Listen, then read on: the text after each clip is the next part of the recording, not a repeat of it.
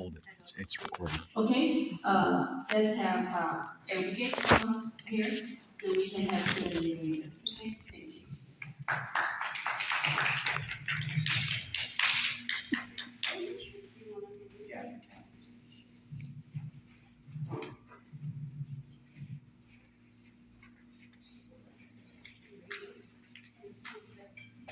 Hi. Kind of big for this.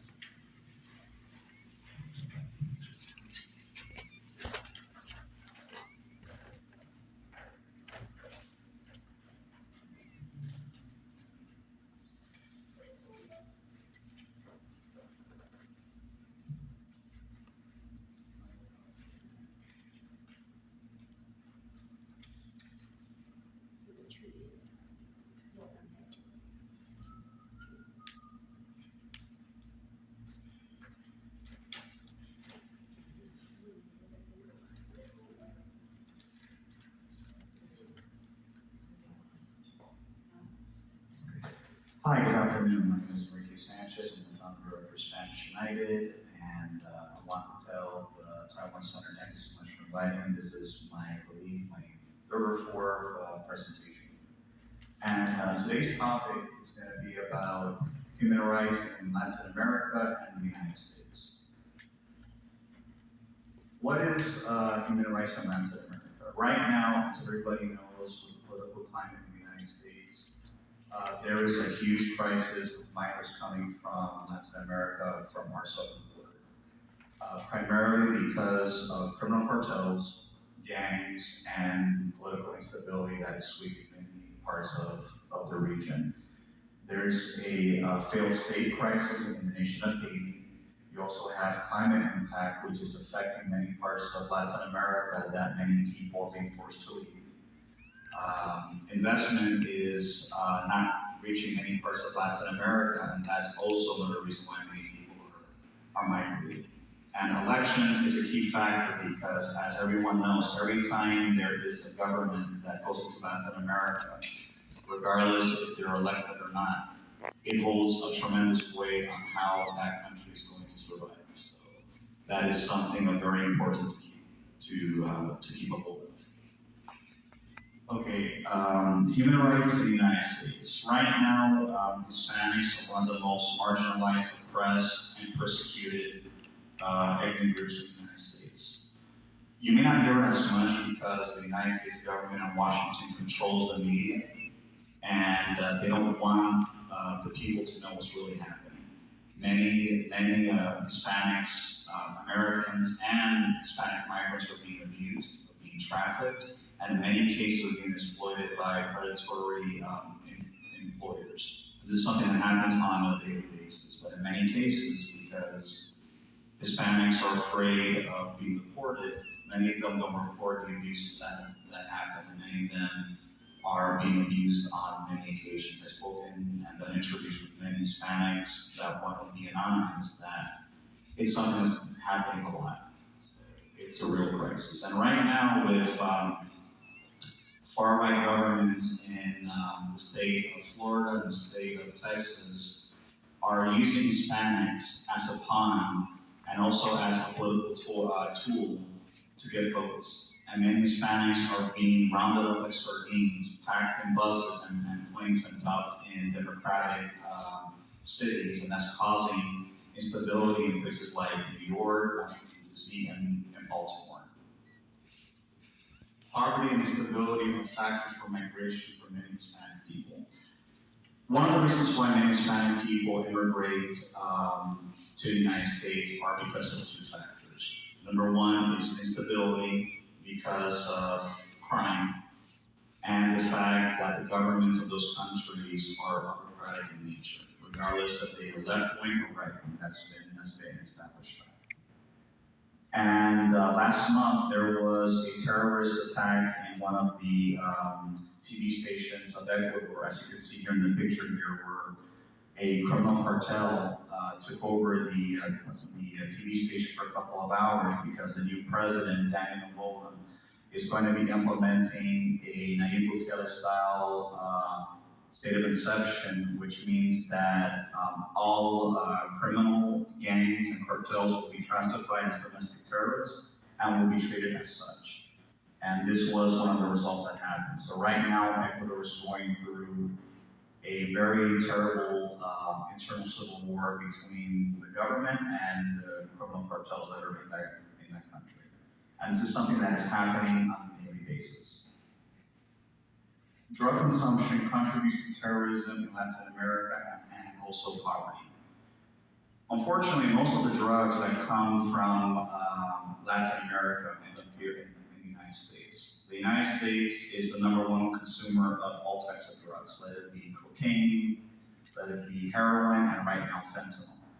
And what people don't realize is that every time someone injects, snorts, or smokes any type of drug, they're contributing to terrorism in Latin America. Because every time when people consume drugs in the United States, it gives power to the narco-terrorists that are in Latin America. And many of these people that are in these communities have been terrorized for decades by these criminal cartels and by these gangs. So every time someone consumes or buys drugs, doesn't matter if it's marijuana or any type of drug, it's contributing to terrorism in Latin America. So it needs to stop. How to prevent human rights abuses and promote human rights in Latin America and in the United States. First of all, there is a little known document called the Monroe Doctrine. And the Monroe Doctrine was started on December 6, 1823 by the 5th President, James Monroe. And the purpose of that article, document, was that the United States considered all of the Americas from Canada all the way to Argentina that it's part of their hemisphere. And primarily it was to keep European powers out. This was during the 19th century. But it gave Washington the green light to invade and intervene into the personal affairs of these countries in Latin America. What people don't realize is that Washington and the United States has never really considered Latin America or Latin Americans to be equals. Unfortunately, there was a racial component to it, but primarily they don't want to have competitors within their own region. So the United States has instigated many coups in Latin America. In Guatemala, the United Fruit Company wanted to have more of a monopoly, and the elected government said no. So Washington staged a coup in that country in 1954 and established a far-right fascist dictatorship, which was very good to U.S. business and interests, but it was very cruel to the people. And Guatemala had the longest civil war for almost 50 years. Same thing in Cuba. Cuba, before they became communists, they had a fascist government that was loyal to U.S. interests, but cruel to its people. So every time the United States government stages coups in Latin America, communist revolutions flourish, and those governments take over, and then it just causes great chaos that we're having today, that we're seeing in Venezuela, we're seeing in Nicaragua, we're seeing in many parts of Latin America. In order for Latin America to prosper, the United States needs to allow Latin Americans to elect their own democratic governments, regardless if they agree with them or not, and to allow these democratic institutions to take place. So that's the purpose of a democracy, that regardless if we agree with the candidate or not, if the people want to vote for that person to rule over them, it has to be respected. So I feel that the Monroe Doctrine is an article that really needs to be abolished because it harms Latin Americans and it forces Latin Americans to come across the board. If you ask most Latin Americans that come to the United States, they will tell you they don't want to be here. They don't want to come here. They're being forced to come here because insecurity and conditions are so bad that they have no choice but to leave. And then when they come here, they get mistreated by many people. They're demonized, they're stigmatized, they're seen as people that want to take advantage and take. And what Spanish United does is that we try to lobby for protection for Hispanic people because we are the largest minority in this country, but yet we don't reap the benefits of many of the benefits that many people do get, regardless of their immigrants or not. Spanish United is in the process of creating a community center where we could eventually invest and do a lot of things for the community, as you see here in the graph. Hispanic communities in the United States can flourish, but the only way they can do is that there needs to be investment. And the only way that you could prevent social problems from happening is that there needs to be investment in programs for the people. And for anyone that wants to donate to Spanish United, we are on all social media platforms. We are on Spanish United, Facebook, Instagram, Twitter, and YouTube. Anyone who wants to make a donation, we are on PayPal and we are on Cash App. But also keep in mind that Latin Americans, just like everybody else in the United States, they want to live, they want to do everything productively.